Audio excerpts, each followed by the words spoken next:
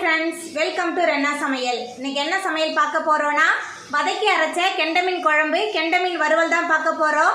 இந்த வதக்கி அரைச்ச கெண்டை மீன் குழம்பு ரொம்ப சுவையாக இருக்கும். வீட்டில் உள்ள மசாலா வச்சு இந்த கெண்டை மீன் வறுவல் நம்ம செஞ்சுருக்கோம்.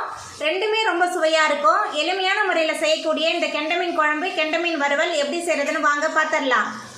கெண்டை மீன் குழம்பு பண்ணுறதுக்கு முதல்ல எண்ணெய் சேர்த்துடலாம். எண்ணெய் சூடாயிட்டு இதில் 30 சின்ன வெங்காயம் சேர்த்துக்கலாம். கூடவே 2 தக்காளி பழம் பொடியாக நறுக்கி வச்சுருக்கேன். தக்காளி 2 சேர்த்துட்டு நல்லா வதக்கிடலாம். வெங்காயம் தக்காளி நல்லா வதங்கணும், நல்லா வதக்கிடலாம். வெங்காயம் தக்காளி நல்லா வதங்கி வந்துடுச்சு. இப்போ இதில் கொஞ்சமாக கருவேப்பிலை சேர்த்துக்கலாம். அதுக்கப்புறமா குழம்பு மிளகாய் தூள் 3 டேபிள் ஸ்பூன் எடுத்துருக்கேன். கொஞ்சமாக மஞ்சள் தூள் எல்லாத்தையும் சேர்த்துட்டு இந்த எண்ணெயில் கொஞ்சம் நேரத்துக்கு நல்லா வதக்கிடலாம். வெங்காயம் தக்காளி மசாலாலாம் நான் இந்த மாதிரி வதக்கி அரைச்சி செய்கிறனால நாட்டு கெண்டை மீன் குழம்பு ரொம்ப சுவையாக இருக்கும். மசாலா வெங்காயம் தக்காளி எல்லாமே சேர்ந்து நல்லா கலந்து வதங்கிருச்சு. இப்போ அடுப்பு ஆஃப் பண்ணிடலாம். நல்லா ஆறினதுக்கப்புறம் மிக்சியில் சேர்த்துட்டு விழுத அரைச்சிட்டு வந்துடலாம். மசாலா நல்லா ஆறி வந்துட்டு இப்போ மிக்சி ஜாரில் மாற்றிட்டு நம்ம அரைச்சிட்டு வந்துடலாம். அரைக்கும் போது கொஞ்சம் தண்ணி சேர்த்து அரைச்சிக்கலாம். கெண்டை மீன் குழம்பு பண்ணுறதுக்கு எண்ணெய் சேர்த்துடலாம். 3 டேபிள் ஸ்பூன் அளவுக்கு எண்ணெய் சேர்க்குறேன். எண்ணெய் சூடாயிட்டு இதில் 1 ஸ்பூன் அளவுக்கு கடுகு சேர்த்துடலாம். கூடவே 1/2 டீஸ்பூன் அளவுக்கு வெந்தயம்.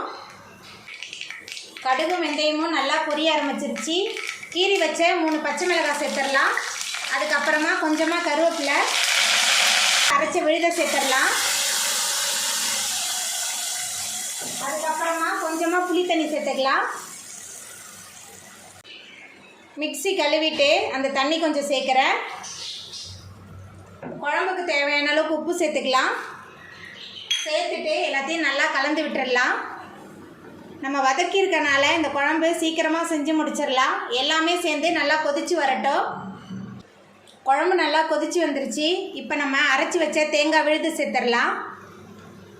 அதுக்கப்புறமா நம்ம சுத்தம் பண்ணி வச்சுருக்க கெண்டை மீன் சேர்த்துடலாம்.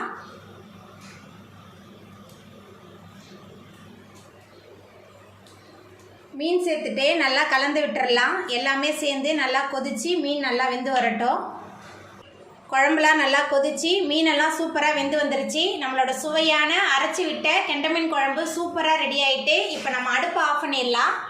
கெண்டை மீன் வறுவல் பண்ண போகிறோம். அதுக்கு முதல்ல மசாலா தூள்லாம் சேர்த்துடலாம். 1 டேபிள் ஸ்பூன் அளவுக்கு சோம்பு தூள் சேர்த்துருக்கேன். அதுக்கப்புறமா இஞ்சி பூண்டு விழுது 1/2 டேபிள் ஸ்பூன், கொஞ்சமாக மஞ்சள் தூள், குழம்பு மிளகாய் தூள் 3 டேபிள் ஸ்பூன் எடுத்திருக்கேன். உங்களோட மீனுக்கு தகுந்த மாதிரி நீங்கள் எடுத்துக்கோங்க. அதுக்கப்புறமா உப்பு, கொஞ்சமாக புளி தண்ணி எல்லாத்தையும் சேர்த்துட்டு நல்லா கலந்து விட்டுடலாம். மசாலா புளி தண்ணி எல்லாமே சேர்த்துட்டு நல்லா கலந்து விட்டாச்சு. இப்போ இதில் நம்ம சுத்தம் பண்ணி வச்சுருக்கிற கெண்டை மீன் சேர்த்துடலாம். கெண்டை மீன் சேர்த்துட்டு இந்த மசாலாலாம் மீனோடு சேர்ந்து நல்லா கலந்து வச்சிடலாம். நம்ம சேர்த்த மசாலா மீன் எல்லாமே சேர்ந்து நல்லா கலந்து 1 மணி நேரமாவது ஊறணும். எல்லாத்தையும் சேர்த்துட்டு நல்லா கலந்து வச்சிடலாம். மீன் மசாலா எல்லாத்தையும் சேர்த்துட்டு நல்லா கலந்தாச்சு. இதை இப்படியே 1 மணி நேரத்துக்கு அப்படியே வச்சிடலாம். 1 மணி நேரம் நல்லா ஊறி வந்தால் தான் நல்லா சுவையாக இருக்கும். நம்ம மீனை பொரிக்கும் போது அப்படியே இருக்கட்டும். மசாலாலாம் மீனில் நல்லா ஊறி வந்துருச்சு. இப்போ மீன் பொரிக்க தேவையான அளவுக்கு எண்ணெய் சேர்த்துடலாம். எண்ணெய் சூடாயிட்டு இப்போ அடுப்பை மிதமான தணலில் வச்சு மசாலா தடவி வச்ச மீனை நம்ம உள்ளே சேர்த்துடலாம். மீன் பொரிக்கும் போது அடுப்பு மிதமான தணலில் தான் இருக்கணும். மீன் 2 பக்கமும் நல்லா பொரிஞ்சு வந்துருச்சு. இப்போ நம்ம இதை எடுத்துடலாம்.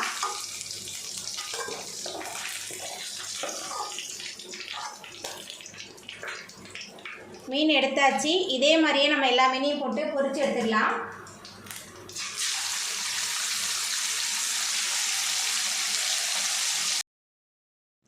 அவ்வளோதாங்க, ரொம்ப சுவையான கெண்டை மீன் குழம்பு, கெண்டை மீன் வறுவல் சூப்பராக ரெடி ஆகிட்டு. எளிமையான முறையில் செய்யக்கூடிய இந்த கெண்டை மீன் குழம்பு, கெண்டை மீன் வறுவலை நீங்களும் உங்கள் வீட்டில் செஞ்சு பாருங்கள். இந்த வீடியோ உங்களுக்கு பிடிச்சிருந்தா லைக் பண்ணுங்கள், ஷேர் பண்ணுங்கள், கமெண்ட் பண்ணுங்கள், சப்ஸ்கிரைப் பண்ணுங்கள். அப்படியே பக்கத்தில் உள்ள பெல் பட்டனை கிளிக் பண்ணிடுங்க. நன்றி.